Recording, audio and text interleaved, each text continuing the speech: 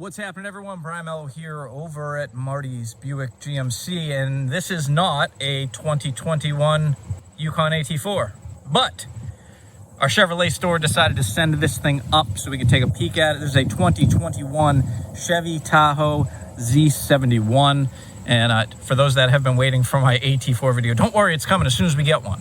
There's actually one in transit. We should have one hopefully by next week, so keep an eye out for that video. But in the meantime, let's take a look at this 2021 Chevy Tahoe Z71. So, as with most of my videos, we're going to start on the outside, talk about a couple of features there, and then we'll go inside and check that out as well. So, of course, up front, you can see they have taken pretty much the Silverado front end and transitioned it right over to the Tahoe, which I personally am a huge fan of. Here's a look at your key fob. You have your lock, your unlock, your remote start, and of course you can lift the tailgate, or lift gate.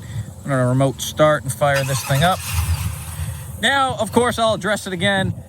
You may see those LEDs flickering, your day running LEDs flicker. It's not actually flickering, it's just the way the video picks it up in camera. So you can save that comment, although I'm sure someone will still drop one down. The LEDs are flickering.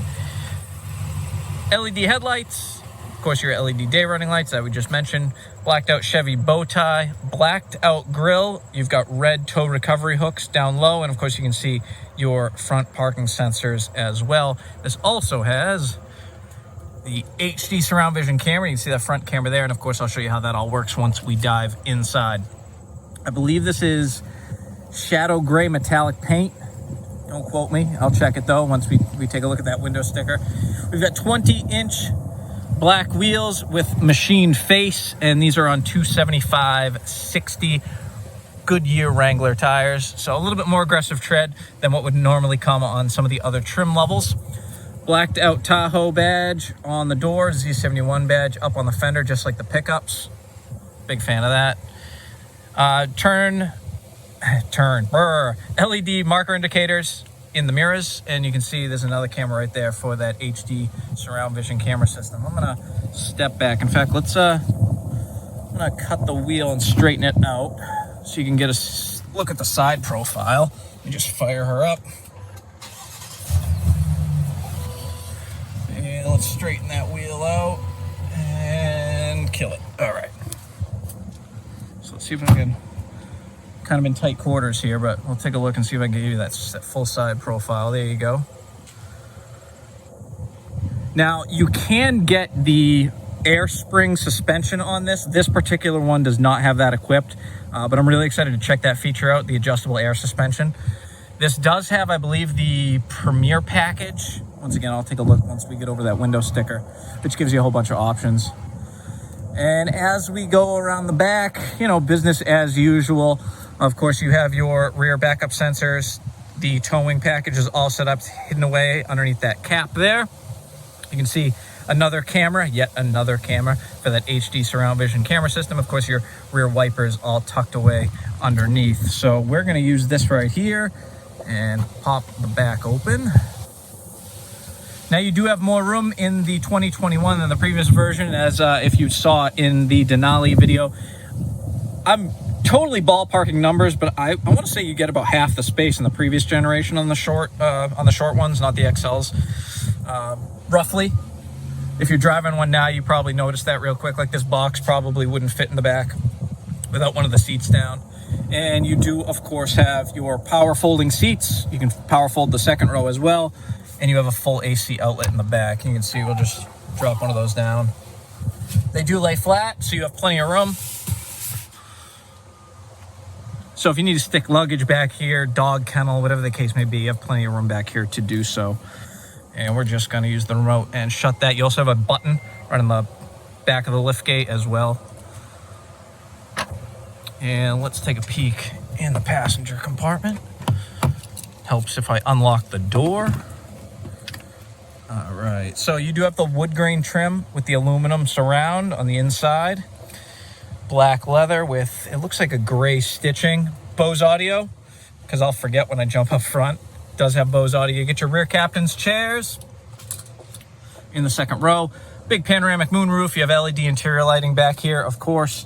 Now, this one does not, you'll notice this one does not have the rear entertainment. heated seats back here, obviously your climate control, and if you can see down low, you do have another full power outlet, so plenty of places to plug in. You also have 2 USB-C ports, and of course the pockets on the back of both seats for your kids to stuff things in. So look at your third row. Of course, we have one of them down. And let's hop up front, and I'll show you what goes on in here. Like I said, I'm trying to make this video quick. I'm not going too crazy into detail or into specs. Let's fire it up. But this should give you an idea of what it looks like, some of the features. Now, I'm going to go through this kind of quickly. Of course, if you have any questions, concerns, or comments or anything at the end, by all means, feel free to drop those below, and I will answer as best as I can. So I'm going to start over on the left side, per usual, and work our way over to the right. So you have your memory seat buttons here, power windows, power mirrors, power door locks, electronic e-brake. You have lane departure warning. You have parking sensors, traction control, hill descent control. This will turn on or off the auto stop feature. So like when you come up to a red light and you stop, it automatically shuts down. I'm not a huge fan of it. I know it saves fuel, but it's just kind of an annoyance. So I usually turn that off. I know it's like the standard in everything now. This will turn your power outlets on or off. Of course, your four-wheel drive controls. Headlight controls, this increases or decreases the brightness on your gauge cluster, and then your trailer brake controller right here. Now, up on the gauge cluster, hopefully that focuses in. Now, if you want to go through all the different diagnostics here and all the different information on the vehicle, you can do that, and I'm going through them by using this toggle and using these buttons here to go left and right through the different menus. You can see as I go through them, you can see all the different stuff going on here. We're almost out of gas. Personally, I think it's really cool that you can use the navigation right through this screen. Especially this one does not have the heads-up display, so if you don't have the heads-up display, it's nice to be able to look at the nav right through this screen. On the steering wheel, you have your heated steering wheel, forward collision alert, and of course your cruise control settings. And your volume control is right on the back side of the steering wheel, pretty much right where your fingers would lie, which is nice. You can toggle the volume up and down as you please. Voice commands, hang up the phone. And of course, this does have the 10.2-inch full-color touch display, AM, FM, XM satellite radio, Apple CarPlay. You can see we've got Android Auto, 4G LTE Wi-Fi. You've got your trailering system set up where you can go in, set up multiple trailers. You have your checklist to make sure you don't screw anything up. If you're new to towing, it's kind of a nice feature to have. Bose audio. The system is extremely intuitive, very, very easy to use. You can go over to our camera right here. So all the cameras that I was pointing at, the one on the front, the mirrors, and the rear, anything that you want to see, you can see. You have your hitch cam, my curb hunter cameras, so you're not curbing wheels if you're pulling up close somewhere. Of course, your above view. So as far as parking this giant beast of a vehicle, you should be able to park this thing anywhere without any issue like it was a Honda Civic, because you have the camera system to pretty much guide you alongside the parking sensors. It'll start beeping if you're about to crash into something. So really cool system. You can do all your climate controls now through here. If you're like me, I still prefer using the actual buttons because trying to fumble around with a touch screen, even though it's as intuitive as it is, without looking, it's much easier to just use the standard buttons, which I'm glad they left, because some vehicles, I know everything's in the touch screen now. They got rid of the actual buttons. So I'm happy to see that these are still here. So your climate control system is down low, and you do still have some audio controls here. Heated seats, your rear climate system settings. You also have a USB-C, USB port, a power outlet, and then you do have your wireless charging dock here, which also works with Apple CarPlay and Android Auto wirelessly, which is awesome. So no more having to plug a cable in order to mirror your phone's display up on the screen. Transmission, in order to get into gear now, it's all buttons. So easy, a little 5-year-old kid could do it. So park, reverse, neutral, drive, obviously. No more shifters, no more column shifters, no more console shifters. Those days seem to be gone for all the manufacturers.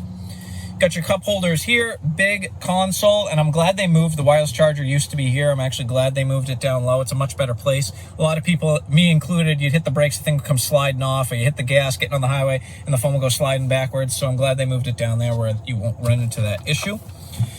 Inside, of course, this is channeled out, so you can run cables out of it. You have another USB-C, USB port, and an SD card slot here.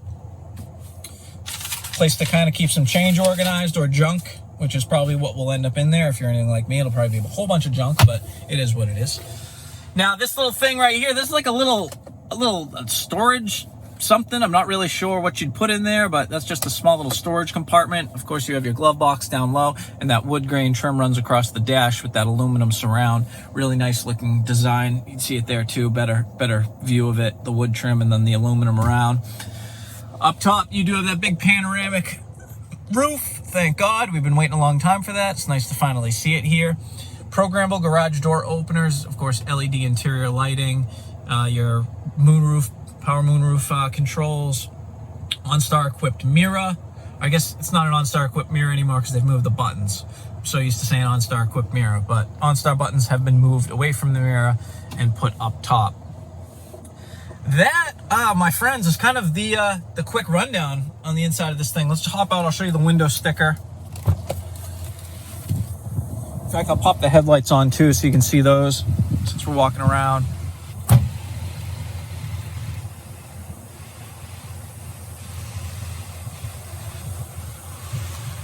I love the look of the front end of this thing. Also, if I didn't mention it, you do have independent rear suspension on these things now. All right, and here is a look at the window sticker. So if you want to pause the video right now, you can do so and check out all the options.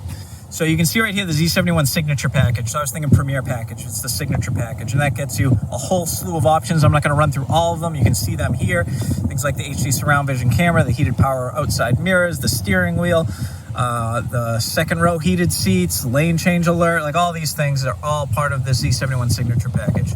Standard vehicle price without these added features, $59,200. Obviously with those added, hopefully the wind's not killing me right now, $65,650.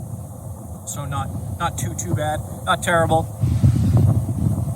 And I was correct. The paint is shadow gray metallic. Now you can see it's kind of a cloudy day right now. Might hide that metallic flake, but beautiful paint job. Looks really good with the black and the red tow hooks. And that, my friends, is just a really quick rundown. I'm sure there's some stuff I missed, but I think I hit most of the features that people are concerned about or want to see up close and personal. Once again, if you have any questions, concerns, comments, or want to know more about this vehicle or any others like it, please drop a comment down below and I'll be happy to answer those questions for you. I thank you for watching. Happy Monday. Enjoy the rest of your week, and we will see you soon. I'm out.